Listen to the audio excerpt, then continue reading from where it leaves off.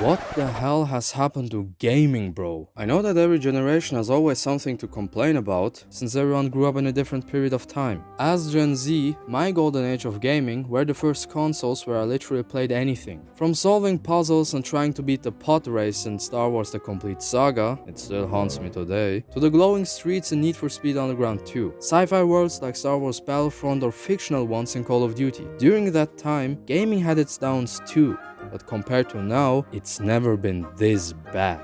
Let's take a look at the prices, for example. I actually don't mind rising prices for consoles and equipment as long as it's justified. How dare you! An Xbox 360 was sold for like 300 euros when it came out back in 2005.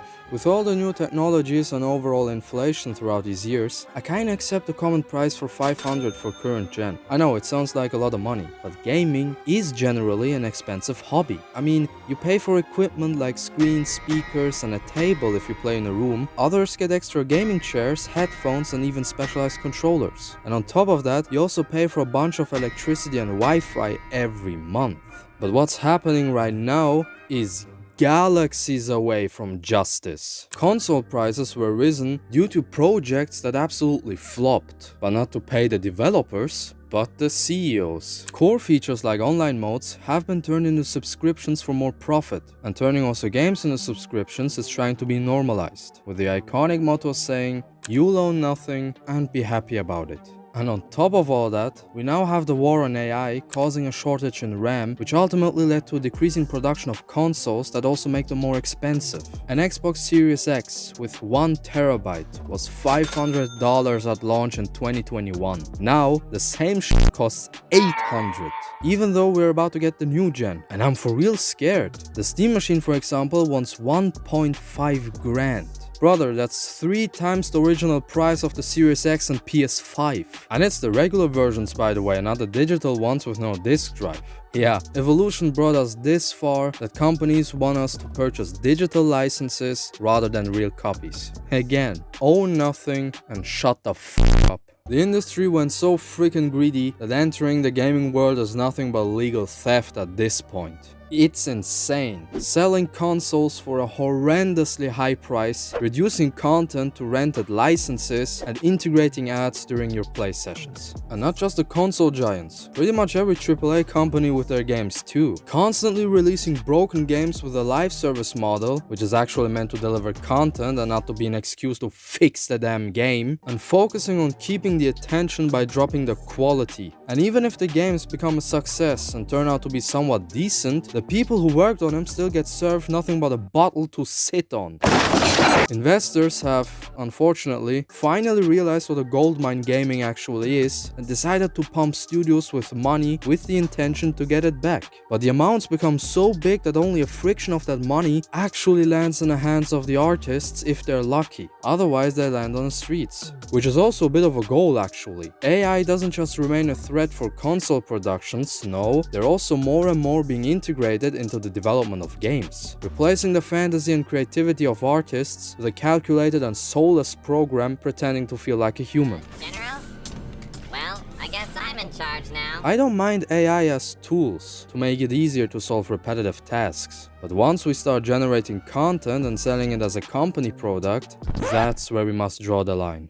Now, I hate to mention it, and some of you are gonna hate me for that, despite technically agreeing with me, is framing ideologies in unfitting scenarios. Many games tend to put certain ideologies of our society into our virtual worlds, and this is just getting out of hand these days. Obviously, every game will present something. The problem is just what and how. Back in the day, stories, conversation, and shown ideologies always fit to the game. Take Gears of War for example. It addresses the importance of brotherhood, shows us the terrible side of war and destruction, and how people cope with knowing that they're at the end of extinction. The tone of the games were very serious with some morale boosts and jokes in between, but all in all, everything was kept according to the narrative.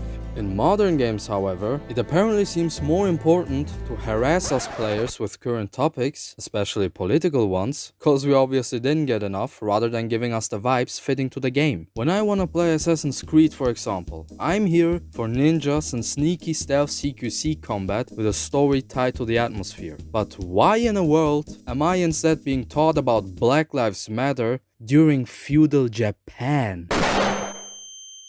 Now tap the brakes. The problem is not the existence of these ideologies, it's how they're integrated in the games. Take Mafia 3 for example. It absolutely nailed the message without breaking the immersion and the vibes. Quite the opposite actually. It made the story even better. Immersion is a huge part of every experience. The moment you break it, the less impact does the game carry. Period. Games should entertain us and tell stories that give people new perspectives, and not force us with society's current problems in the most anticlimactic way possible. If you want to do it right. That's all I'm saying. Now I have covered the issues of the console market, the development policies, and the future concept of gaming. The responsibles for the downfall are mainly the big publishers and studios. Gay sports. It's in the gay. However, we players are not so innocent either. Over the years, and especially then, when gaming was unofficially stated as mainstream during the pandemic, players' behavior in mass has changed too. With gaming becoming a more accepted activity in society, it slowly turned more into a mass entertainment rather than an activity or hobby supporting long-term engagement. Now, why is that important?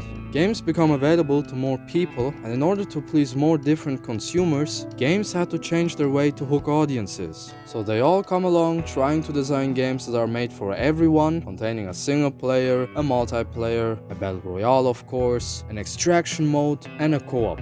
But in the end, they all end up being played by no one. Now this is not an issue directly caused by ourselves, but we are responsible for that aftermath. Despite knowing what certain publishers and studios create, people still buy the same crap even though they were unsatisfied with the previous product, leaving their own principles in the dirt for some quick short-term entertainment that won't even hold for a month after launch since studios can't handle a huge variety of content. No matter how good the PR is or phenomenal the trailers look, you shouldn't fall for it. Pre-order doesn't mean shit.